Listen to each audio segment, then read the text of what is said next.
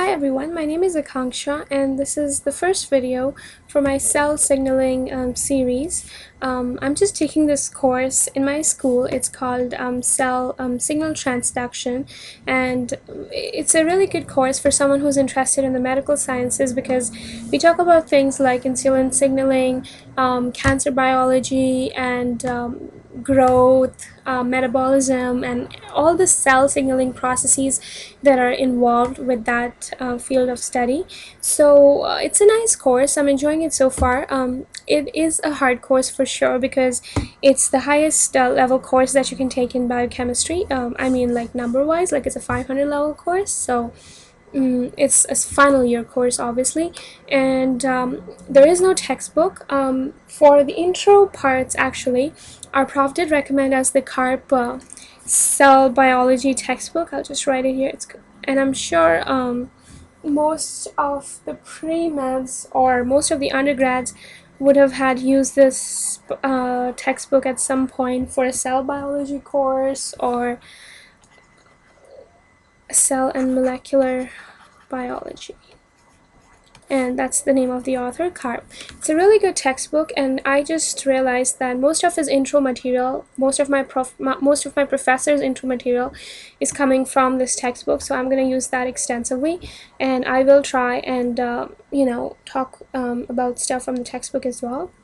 So just as an introduction, cell signaling, what is the first thing that comes to our mind when we think about cell signaling? Well, as a general concept, we know that our cells form tissues. Tissues are nothing but a group of cells, basically, right? Like a cluster of cells. Tissues combine to form organs. So organs are basically a bigger group of different kinds of cells, or the same kind of cells in some cases. Organs combine to form organ systems, and the organ system forms the body. So a body is basically just a whole bunch of different kinds of cells, right? So we live in a society, we communicate so much with each other, and that's how we are able to function coherently and successfully. Same thing goes with our bodies. Our bodies are made up of cells, and these cells, each of these cells have a specific function, and these cells need to talk to each other. So it's cell signaling is basically cell to cell communication. So cells need to be able to talk to each other, because if they cannot talk to each other, if they cannot communicate, then they as a body system cannot work coherently, cannot work in a successful way to go about with the body's functions. So that's why cell-to-cell communication, or cell signaling, or signal transduction is so very important. It is involved in pretty much anything that pertains to your biological system, right? So it's a very, very important topic.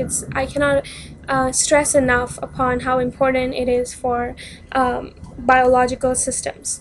So that's why we study cell signaling. We want to know about these different mechanisms, different pathways that regulate things like growth, cancer, stuff like that. So yeah, and again, because of its role in cancer, because of its role in tumors, because of its role in cell growth and proliferation, it becomes extremely important because cancer is such a huge area of research today, and people are trying to find different cures for different kinds of cancers and things like that. So the molecular basis of all those cancers comes down to cell signaling, and what triggers the cells to continue on dividing, what triggers the cell to stop dividing, and things like that. So it is a very wide variety. It's a very wide topic, and there's a lot that you can learn in it, but we will focus our topics to whatever I learned in class, basically. And this video is about to come to an end, so I will start off from my notes in the next video. This was just a general intro, just sort of brainstorming to what we already know about cell signaling. So see you guys in the next video. Thank you.